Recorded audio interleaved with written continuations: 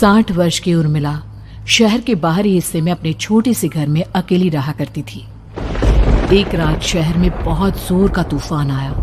जोर जोर से हवाएं और आंधी तूफान के साथ तेज बारिश होने लगी। उन आवाजों को सुनकर कोई भी घबरा जाता, लेकिन उर्मिला घर के सारे खिड़की दरवाजे बंद कर गहरी नींद में सो रही थी। रात के लगभग 12 बजे होंगे कि किसी ने उर्मिला के घर का दरवाजा खटखटाया। दरवाजे के खटखटाने की आवाज सुनकर उर्मिला की नींद खुलती है। आखिर इतनी रात को कौन आया होगा? उर्मिला जाकर दरवाजा खोलती है तो सामने लगभग 26 साल की बेहद सुंदर लड़की को खड़ा देख हैरान रह जाती है। कौन हो बेटा, और इतनी रात को इतने भयंकर तूफान में कहाँ भटक रही हो? चाची, आपने मुझे पहचाना नहीं? मैं आपकी दूर की रिश्तेदार शालिनी। अरे हाँ, बचपन में तुझे देखा था। इतनी जवान हो गई है, कैसे पहचान में आती। लेकिन तू यहाँ क्या कर रही है, और वो भी ऐसी अंधेरी तूफान भरी रात में? उर्मिला की बात सुनते ही शालिनी की आंखों से आंसू बहने लगे। वो फूट फूट कर रोने लगी। ये देखकर उर्मिला को कुछ समझ में नहीं आया और उसने शालिनी का हाथ पकड़कर घर के अंदर आने के लिए कहा। जैसे ही शालिनी घर के अंदर रोशनी में आई, उर्मिला की नजर उसके पेट की तरफ गई, जिसे देखकर ये साफ पता चल रहा था कि वो प्रेग्नेंट है। अरे तू तो पेट से है। ऐसी हालत में इतने भयंकर तूफान में आधी रात को बाहर भटक रही है। आखिर बात क्या है बेटा, मुझे सब कुछ साफ साफ बता। क्या बताऊं चाची, ये सब जिसकी वजह से हुआ है उसके बारे में बताने में भी मुझे शर्म आती है। मैंने घर वालों की मर्जी के खिलाफ जाकर एक लड़के से शादी कर ली थी, पर वो शादी के 1 महीने बाद ही मुझे छोड़कर चला गया। छोड़कर चला गया का क्या मतलब? क्या उसके साथ कोई हादसा हो गया? नहीं, उसे कोई दूसरी लड़की पसंद आ गई और मेरी प्रेगनेंसी की खबर सुनते ही उसने मुझे बेसहारा छोड़ दिया। उसके बाद मैं अपने घर गई, लेकिन माँ पापा ने मुझे घर में कदम तक नहीं रखने दिया। तभी मुझे आपकी याद आई। कोई बात नहीं, कोई बात नहीं, तुमने यहाँ आकर अच्छा ही किया। एक काम करो, तुम आराम करो। वैसे भी ऐसी हालत में इतना घूमना फिरना और इस तरह आधी रात को बाहर भटकना ठीक नहीं होता। प्रेग्नेंट औरत को आधी रात को घर से बाहर नहीं निकलना चाहिए। बुरी आत्माएं उस पर अपना असर दिखा सकती है। और इतना कहकर उर्मिला ने शालिनी को एक दूसरे कमरे में जाकर आराम करने के लिए कहा। लेकिन जैसे ही शालिनी अपने कमरे में जाने लगी, अचानक से उर्मिला ने उसे रोक लिया। एक बात बताओ बेटा, तुम्हारा कौन सा महीना चल रहा है? पेट देखकर तो लगता है कि लगभग 6 महीने पूरे हो गए होंगे। उर्मिला की बात सुनकर शालिनी के होठों पर मुस्कुराहट आ गई। चाची जी, अभी सिर्फ 1 ही महीना हुआ है। शालिनी की बात सुन उर्मिला दंग रह गई। उसे समझ में नहीं आ रहा था कि प्रेगनेंसी के पहले ही महीने में शालिनी की हालत ऐसी क्यों थी। लेकिन फिर उसने बात को नजरअंदाज कर शालिनी को आराम करने के लिए कहा और खुद भी कमरे में जाकर सो गई। अभी कुछ ही घंटे बीते थे कि अचानक से एक बच्चे की बड़े ही अजीबोगरीब बेढंगे तरीके से रोने की आवाजें उर्मिला के घर में गूंजने लगी। उन आवाजों को सुनकर उर्मिला की नींद फिर से खुलती है। ये अचानक बच्चे के रोने की आवाज कहां से आने लगी? उसने उठकर चारों तरफ देखा, पर वहां उसे कोई नजर नहीं आया। उर्मिला घबराते हुए शालिनी के कमरे में गई तो वहां उसे कमरे की दीवार पर एक बेहद खौफनाक साया नजर आया, जिसे देखकर उर्मिला बुरी तरह से घबरा गई। आखिर ये सब क्या हो रहा है? शालिनी, शालिनी उठो! उसने जोर जोर से आवाज देकर शालिनी को जगाने की कोशिश की, लेकिन ऐसा लग रहा था जैसे उसकी आवाज शालिनी तक पहुंच ही नहीं रही थी। कमरे की दीवार पर एक बहुत बड़ा और बेहद डरावने दिखने वाले इंसान का साया और एक बच्चे के अजीबोगरीब ढंग से रोने और चीखने की आवाजें अब उर्मिला को ज्यादा डराने लगी थी। उर्मिला को शालिनी की चिंता सताने लगी और उसने पूरी ताकत के साथ चीखकर शालिनी को आवाज लगाई, शालिनी! तभी अचानक सब कुछ एकदम पहले जैसा हो जाता है और उर्मिला की आवाज सुनकर शालिनी की नींद खुलती है। क्या हुआ चाची, आप इतनी तेज क्यों चिल्ला रही हैं? आप ठीक तो है ना? अभी अभी मैंने तुम्हारे कमरे में कुछ अजीब सा देखा। तुम ठीक हो ना शालिनी? मुझे यहाँ एक बच्चे के रोने की आवाज़ें आ रही थी। लगता है आपको मेरी कुछ ज़्यादा ही चिंता हो गई है। आपने मेरी प्रेगनेंसी के बारे में कुछ ज़्यादा ही सोच लिया होगा। मैं एकदम ठीक हूँ, आप आराम से सो जाइए। इतना कहकर शालिनी ने उर्मिला को फिर से अपने कमरे में जाने के लिए कहा और खुद भी जाकर सो गई। पर अब उर्मिला की आंखों से नींद गायब हो चुकी थी। अगली सुबह जब शालिनी उठी तो वो सीधा उर्मिला के पास आई। गुड मॉर्निंग चाची। तभी अचानक उर्मिला की नजर शालिनी के पेट पर पड़ती है, जिस पर नीले रंग से एक अजीब सी आकृति नजर आ रही थी। शालिनी, ये तुम्हारे पेट को क्या हुआ? मैंने इतनी औरतों को देखा है, ऐसा तो किसी के साथ नहीं होता। शालिनी ने जैसे ही अपने पेट की तरफ देखा तो उसे वहां कुछ भी नजर नहीं आया। चाची कुछ भी तो नहीं है, सब कुछ एकदम नॉर्मल है। आपको क्या अजीब लग रहा है? इससे पहले कि उर्मिला उसके सवाल का कोई जवाब देती, अचानक से शालिनी के पेट में जोर जोर से दर्द होने लगा। वो बुरी तरह दर्द से तड़पने लगी। चाची, चाची। ये सब देखकर उर्मिला बहुत घबरा गई। उसने धीरे धीरे शालिनी के पेट को सहलाना शुरू किया, लेकिन शालिनी का दर्द कम नहीं हुआ। उर्मिला जाकर रसोई से पानी का गिलास लेकर आई और शालिनी को पानी पिलाने की कोशिश करने लगी। ले बेटा, पानी पी ले, तुझे आराम मिलेगा। ले ले। नहीं चाची, मुझे बहुत तेज दर्द हो रहा है। अरे थोड़ा पी ले बेटा। जैसे ही उर्मिला ने शालिनी को पानी पिलाया, उसने देखा कि गिलास में बचा पानी का रंग नीला पड़ गया और शालिनी की आंखें अजीब हो गई। उसके पेट पर बच्चे का एक डरावना चेहरा नजर आने लगा। ये सब देखकर उर्मिला की डर से हालत खराब होने लगी, पर तभी शालिनी का दर्द ठीक हो गया। बेटी, अभी तुम्हारा दर्द ठीक है तो ऐसा करो, तुम थोड़ी देर आराम कर लो। शालिनी को आराम करने के लिए कहकर उर्मिला तेज कदमों से चलकर घर से बाहर निकल जाती है और पास ही रहने वाली एक औरत कालिंदी के पास पहुंचती है। अरे उर्मिला बहन, बड़े दिनों बाद दिखाई दी, क्या हुआ?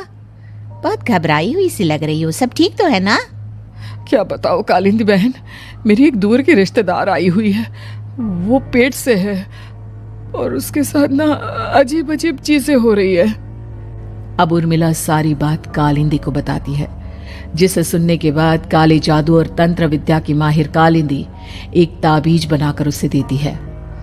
बहन, मुझे शालिनी पर किसी बुरी आत्मा का साया लगता है। ये ताबीज ले जाओ, आज रात को 12 बजे उसे पहना देना, फिर सब ठीक हो जाएगा। उर्मिला ताबीज लेकर घर वापस आती है और अब आधी रात के होने का इंतजार करने लगती है। जैसे ही आधी रात होती है, वो नींद में सोई शालिनी को ताबीज पहना शांति से अपने कमरे में आकर अपने पलंग पर लेट जाती है। अब सब ठीक हो जाएगा। ये सोचकर उर्मिला शांति की एक सांस ही लेती है कि तभी अचानक उसकी आंखों के सामने कुछ ऐसा आता है जिसे देखकर उर्मिला डर से चीखने लगती है। तुम कौन हो? कौन हो तुम? जाओ यहाँ से, जाओ जाओ यहाँ से। तभी उर्मिला की एक जोरदार दर्द भरी डरावनी चीख वहां पर गूंज गई। उर्मिला की आंखों के सामने एक बच्चा खड़ा हुआ था, जिसका पूरा शरीर किसी बूढ़े की तरह नजर आता था, लेकिन मुंह किसी नवजात बच्चे की तरह था। उसकी आंखें गुस्से से लाल थी और वो घूर घूर कर उर्मिला की तरफ देखा जा रहा था। कौन हो तुम? कौन हो? उर्मिला के चीखते ही वो बच्चा जोर जोर से रोने लगा। घबराकर उर्मिला ने अपने हाथों को अपने कानों पर रख लिया। उसकी समझ में नहीं आ रहा है कि आखिर ये सब उसके साथ क्या हो रहा है। कौन हो तुम? कौन हो? क्या चाहते हो मुझसे? जाओ जाओ यहाँ से, आखिर तुम हो कौन? तभी अचानक से उर्मिला के पूरे घर में लाल रंग की रोशनी फैल गई। वो बच्चा धीरे धीरे कदमों से चलता हुआ उर्मिला की तरफ बढ़ने लगा। किसी नवजात पैदा हुए बच्चे के जैसे उसके रोने की आवाज अब उर्मिला के कानों में गूंज रही थी। लेकिन कुछ ही सेकंड में वो चुप हो गया और उसने बेहद खतरनाक आवाज में उर्मिला के सवाल का जवाब दिया। मैं वो हूँ जो अब तक पैदा नहीं हुआ, लेकिन जब मैं पैदा हो जाऊंगा तो वो होगा जो अब तक कभी नहीं हुआ। ये क्या कहना चाहते हो तुम? ऐसा क्या हुआ जो अब तक नहीं हुआ? तबाही होगी, तबाही। सब कुछ खत्म हो जाएगा और ये जो लड़की मुझे जन्म देने वाली है, मैं उसका खून पी जाऊंगा, सारा खून। उस बच्चे की बात सुनते ही उर्मिला बुरी तरह घबरा गई। उसका एक बुजुर्ग आदमी जैसा शरीर, एक नवजात बच्चे जैसा चेहरा, ये दोनों ही बातें उर्मिला की समझ से बाहर थी। तभी वो बच्चा अचानक गायब हो गया। घर का माहौल फिर से पहले जैसा हो गया। लाल रंग की रोशनी भी अब गायब हो चुकी थी। उर्मिला दौड़कर शालिनी के कमरे में पहुंची, जहां वो गहरी नींद में सोई हुई थी, पर उसके गले का ताबीज गायब हो चुका था। उठो उठो शालिनी, उठो बेटा, मुझे तुमसे जरूरी बात करनी है। अरे चाची, क्या हुआ? इतनी रात को आप परेशान क्यों कर रही हैं? सब ठीक है ना? अभी जब तुम सो रही थी ना, तो मैंने तुम्हारे गले में एक ताबीज पहनाया था। कहाँ गया बेटा, बताओ मुझे। शालिनी ने चारों तरफ अपनी नजरें घुमाकर देखा, लेकिन वहां पर कोई ताबीज नहीं था। वह हैरानी से उर्मिला के चेहरे की तरफ देखने लगी। उसे समझ में नहीं आ रहा था कि आखिर उर्मिला किस ताबीज के बारे में बात कर रही थी। नहीं चाची, यहाँ कोई ताबीज नहीं है। लगता है आपने कोई बुरा सपना देखा है। मैंने कोई बुरा सपना नहीं देखा। खैर छोड़ो, तुम अब सो जाओ, कल सुबह बात करते हैं। डर और घबराहट की वजह से उर्मिला की आंखों से नींद तो जैसे बिल्कुल गायब हो गई थी। अगली सुबह उर्मिला बिना कोई देर किए गांव के बाहर एक छोटी सी झोपड़ी में रहने वाले बूढ़े पंडित के पास पहुंची। पंडित जी, मेरी मदद कीजिए। अरे आओ आओ उर्मिला, क्या हुआ? सब ठीक तो है ना? क्या बताओ पंडित जी, बहुत बड़ी मुसीबत है। मेरी दूर की एक रिश्तेदार लड़की पेट से है और उसके साथ बहुत डरावनी चीजें हो रही है। कल रात को तो एक अजीब सा दिखने वाला बच्चा मेरी आंखों के सामने आकर खड़ा हो गया था। ये तुम क्या कह रही हो? मुझे साफ साफ बताओ कि आखिर तुमने क्या देखा? उर्मिला ने अपने साथ हुई बीती रात की पूरी घटना पंडित जी को बताई, जिसे सुन पंडित जी के माथे पर चिंता की लकीरें उभर आई। अनर्थ होने वाला है, अनर्थ। बरसों पहले भी उस हैवान ने एक लड़की के पेट से जन्म लिया था और उसके बाद उस शहर को पूरी तरह से तबाह कर दिया। कैसी विपदा पंडित जी, कैसे बात कर रहे हैं आप? बताइए मुझे, और इसका उपाय क्या है? इसका उपाय तो है, लेकिन बहुत कठिन है। हो सकता है कि उस उपाय को करने के दौरान तुम्हारी जान भी चली जाए। मुझे मेरी जान की कोई परवाह नहीं, पर आप जिस तबाही के बारे में बात कर रहे हैं, बस वो नहीं होनी चाहिए। लाखों लोगों की जान बचाने के लिए मैं कुछ भी करूंगी। तो ठीक है, मेरी बात ध्यान से सुनो। बरसों पहले एक भयानक तांत्रिक ने अपनी तंत्र क्रिया के जरिए एक मासूम लड़की के साथ रिश्ता बनाकर उसके पेट से जन्म लिया था। इस तरह से वो अपने जैसे लोगों की संख्या इस दुनिया में बढ़ाना चाहता था। आपके कहने का मतलब है कि शालिनी के पेट से भी उस शैतान को जन्म लेना है, इसलिए उसने उसके साथ ये सब किया है। ठीक पहचाना तुमने।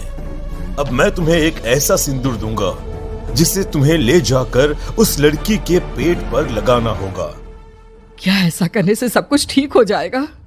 नहीं उर्मिला, ये सब इतना आसान नहीं। उस लड़की के पेट पर सिंदूर लगाने के बाद तुम्हें उसका पेट काटकर उस हैवान को बाहर निकालना होगा। नहीं पंडित जी, मैं ये सब नहीं कर सकती। मैं भला एक जिंदा लड़की के पेट को अपने हाथों से कैसे काट सकती हूँ? अगर तुमने ऐसा नहीं किया तो कुछ ही दिनों में वो हैवान उस लड़की के शरीर से जन्म लेगा और उसके शरीर के सारे खून को पीकर अपनी ताकत को बढ़ाएगा। उसके बाद वो धीरे धीरे इस पूरे शहर को तबाह कर देगा। यहाँ पर कोई जिंदा नहीं बचेगा। लेकिन अगर मैं उसके पेट को काट दूंगी तो क्या वो जिंदा बच पाएगी? अगर शालिनी को कुछ हो गया तो, अगर उसकी मृत्यु हो गई तो? ऐसा कुछ नहीं होगा उर्मिला, तुम्हें अपने मन को पक्का करके ये काम करना ही होगा। सिंदूर लेने के बाद उर्मिला झोपड़ी से बाहर निकलने ही वाली थी कि तभी पंडित जी ने उसे पीछे से आवाज देकर रोका। उर्मिला, उस लड़की का पेट काटकर हैवान को बाहर निकालना ही काफी नहीं होगा। तुम्हें ध्यान रखना होगा कि ये सब करते हुए उस बच्चे का जो आधा बूढ़े का शरीर है उस पर सिंदूर की एक बूंद भी ना लगने पाए, क्योंकि अगर ऐसा हुआ तो वो तुम्हें और बाकी सबको कच्चा खा जाएगा। पंडित जी की बात सुन उर्मिला की आंखें फटी रह गई और उसके शरीर में डर की लहर दौड़ गई। फिर भी उसने हिम्मत की। ठीक है पंडित जी, मैं पूरी कोशिश करूंगी कि मैं उस हैवान को वहीं के वहीं खत्म कर पाऊं। इसके बाद उर्मिला तेज कदमों के साथ घर वापस आती है। दिन बीतता है, रात का अंधेरा छाने लगता है। शालिनी खाना खाकर सोने चली जाती है और उर्मिला लगातार उसके गहरी नींद में सो जाने का इंतजार करने लगती है, जिसके बाद उर्मिला दबे कदमों से शालिनी के कमरे में पहुंच गई। मुझे ये करना ही होगा। अब उर्मिला ने धीरे धीरे शालिनी के पेट पर पंडित जी का दिया सिंदूर लगाना शुरू किया। उर्मिला के हाथ बुरी तरह से कांप रहे थे। उसके एक हाथ में चाकू था जिससे वो पेट काटने वाली थी। उर्मिला ने एक नज़र शालिनी के चेहरे की तरफ देखा और फिर डरते हुए उसके पेट पर चाकू चलाना शुरू किया। कमाल है, मैं इसका पेट काट रही हूँ और ये आराम से सो रही है। इससे दर्द नहीं हो रहा क्या? तभी अचानक उर्मिला के कानों में बच्चे की रोने की आवाज सुनाई देने लगी। उसने घबराकर चारों तरफ देखा पर वहां पर कोई नहीं था, बस रोने की आवाज लगातार आ रही थी। उर्मिला बिना रुके लगातार शालिनी के पेट को काटती रही। उसे इस बात का भी ध्यान रखना था कि सिंदूर बच्चे के बूढ़े आदमी वाली शरीर के हिस्से पर ना लगे। कुछ ही देर में वो हैवानी बच्चा उर्मिला के हाथों में था। उसने बड़ी ही सावधानी से उस बच्चे को बाहर निकाला और पंडित जी के कहे अनुसार उसे घर से दूर जलाने के लिए ले गए। पर तभी उसके सामने वही बूढ़े शरीर और बच्चे के चेहरे वाला बच्चा आ गया। अपनी गोद में और सामने भी बच्चे को देखकर उर्मिला हैरान रह गई। मुझे मारोगी? मुझे इतनी हिम्मत कैसे आ गई तुम्हारी? तुम पैदा नहीं हुए हो और मुझे पता है जब तक तुम्हारा जन्म नहीं हो जाता तो मुझे कुछ नहीं कर सकते। इतना बोलते ही उर्मिला तुरंत उस बच्चे को घास के ढेर पर फेंककर उसमें आग लगा देती है, जिसके तुरंत बाद वो बूढ़े आदमी के शरीर और बच्चे के चेहरे वाला अजीब तांत्रिक का भूत भी वहां से गायब हो जाता है। कुछ देर बाद उर्मिला घर पहुंचती है तो वो ये देखकर हैरान रह जाती है कि शालिनी का पेट अपने आप जुड़ चुका था। शुक्र है भगवान का और उन पंडित जी का, अब सब ठीक हो जाएगा। सुबह शालिनी सोकर उठती है तो अपना पेट देख बुरी तरह घबरा जाती है। चाची, चाची ये सब क्या हो गया? मेरा पेट अचानक कम कैसे हो गया? मेरा बच्चा कहाँ गया चाची? बेटी, वो बच्चा नहीं, एक खतरनाक तांत्रिक था जो तुम्हारी कोख से जन्म लेकर सबको मार देना चाहता था। वो पैदा होते ही तुम्हारी जान भी ले लेता, इसलिए मैंने पंडित जी के बताए उपाय से उसका खात्मा कर दिया है। अब सब ठीक है। शालिनी को उर्मिला की बात समझ में नहीं आती, जिसके बाद शालिनी को पूरी बात उर्मिला आराम से समझाती है। अब वो दोनों ही भगवान का शुक्र अदा करती हैं और एक साथ रहने लगती हैं।